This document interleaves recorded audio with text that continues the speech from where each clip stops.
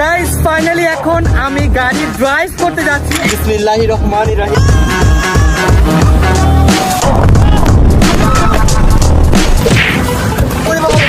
Guys আপনি Dubai দিয়ে হাঁটবেন আর এরকম স্পোর্টস কার দেখবেন। ও মাই গড, আমার এসব গাড়ি দেখে অনেক কষ্ট লাগতেছে।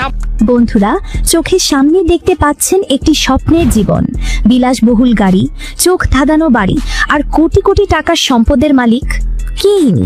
আসসালামু আলাইকুম, মাইসেলফ রাকিব হোসেন। ইনি আমাদের সকলের প্রিয় বাংলাদেশের নাম্বার 1 ইউটিউবার রাকিব হোসেন। কিন্তু জানেন কি, এই ঝলমলে জীবনের পেছনে লুকিয়ে আছে এক অবিশ্বাস্য গল্প। একটা সময় ছিল যখন তার কাছে ভালো ক্যামেরা ছিল না, ভালো মোবাইলও ছিল না, এমনকি একজন ক্যামেরাম্যানও ছিল না। যিনি একাই নিজের ক্যামেরাম্যান হয়ে ব্লগ ভিডিও বানাতেন, সেই সাদামাটা ছেলেটি আজ কোটি কোটি টাকার মালিক।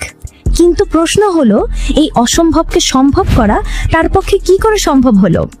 রাকিব হোসেনের জীবনে এত বড় পরিবর্তন কিভাবে এলো? জানতে চান? তাহলে আর দেরি কেন, ভিডিওতে একটি লাইক দিয়ে সম্পূর্ণ ভিডিও জুড়ে আমাদের সাথেই থাকুন, কারণ রাকিব হোসেনের সাফল্যের রহস্য আজ আমরা উন্মোচন করতে চলেছি। আজকে রাকিব হোসেন, একটি স্বপ্নের জীবন। আজ আমরা যেই রাকিব হোসেনকে দেখতে পাচ্ছি, তার লাইফস্টাইল দেখলে চোখ ধাঁধিয়ে যায়। নিজের বিলাসবহুল বাড়ি, কোটি কোটি টাকার গাড়ি, দামি বাইক, সব যেন তারই দখলে। বর্তমানে তিনি নিঃসন্দেহে বাংলাদেশের সবচেয়ে জনপ্রিয় ইউটিউবার। সোশ্যাল মিডিয়াতে তার লাখ লাখ ফলোয়ার।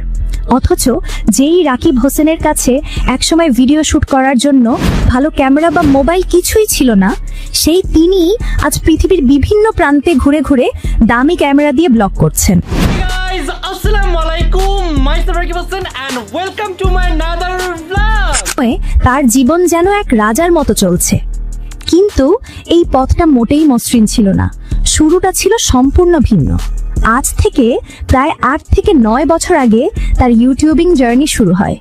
শুরুতে তিনি মূলত সাইকেল স্ট্যান্ডের ভিডিও তৈরি করতেন, কিন্তু একটা সমস্যা ছিল, এই ভিডিওগুলোতে শুরুতে তেমন ভালো রেসপন্স আসছিল না, ভিউ ছিল না চোখে পড়ার মতো। তবে রাকিব ছিলেন নাশরবান্দা, তিনি থেমে থাকেননি, একের পর এক ভিডিও আপলোড করেই গেছেন। কিন্তু এখানেই আসে তার চালাকি। সাইকেল স্ট্যান্ডের ভিডিও থেকে ধীরে ধীরে তিনি ব্লগিং শুরু করেন, আর সেখানেই তিনি আপলোড করতে থাকেন বিভিন্ন ধরনের চ্যালেঞ্জ ভিডিও। আজকের এই ভিডিওতে আমরা করতে যাচ্ছি গেস দ্য থিং চ্যালেঞ্জ। এখানে আমরা তো কম বেশি সবাই জানি চ্যালেঞ্জ ভিডিও দেখতে আমরা কতটা মজা পাই, তাই না? এর ফলে রাকিব হোসেনের দর্শকরা তার ভিডিওর সাথে আরো বেশি সংযুক্ত হতে শুরু করলেন এবং তার চ্যালেঞ্জ ভিডিওগুলো অভাবনীয় ভালো রেসপন্স পেতে শুরু করলো। এতে তিনি আরো বেশি আগ্রহী হয়ে ওঠেন, নতুন কিছু টিম মেম্বার নিয়ে তার ভিডিও তৈরির কাজ শুরু করেন, যেখানে তিনি বার্গার চ্যালেঞ্জ সহ আরো বিভিন্ন রকমের চ্যালেঞ্জ ভিডিও আপলোড করতেন। এই চ্যালেঞ্জ ভিডিওগুলোতে মিলিয়ন মিলিয়ন ভিউ আসতে শুরু করলো, যা তার চ্যানেলকে ইউটিউবে আরো দ্রুত গ্রো করতে সাহায্য করেছে। এছাড়াও চ্যালেঞ্জ ভিডিওর পাশাপাশি তিনি নিয়মিতভাবে বিভিন্ন ব্লগ ভিডিও তার চ্যানেলে আপলোড করতেন। সেই ভিডিওগুলোতেও দারুণ ভিউ আসতো এবং তিনি খুব দ্রুত দর্শকের মন জয় করে নেন। এর সাথে দিন দিন তার ফ্যান ফলোয়ারের সংখ্যা বাড়তেই থাকে। কিন্তু এর মাঝেই তিনি একটি অপ্রত্যাশিত সমস্যার সম্মুখীন হন। এই সমস্যার কারণেই কয়েক বছর পর তার টিমের কয়েকজন সদস্য তাকে ছেড়ে যাওয়ার সিদ্ধান্ত নিয়েছিলেন। যেমন এখন আমরা তার আগের কিছু সদস্য ইয়াসিন, মিথিলা এবং মেহেদি হাসানকে তার টিমে দেখতে পাই না।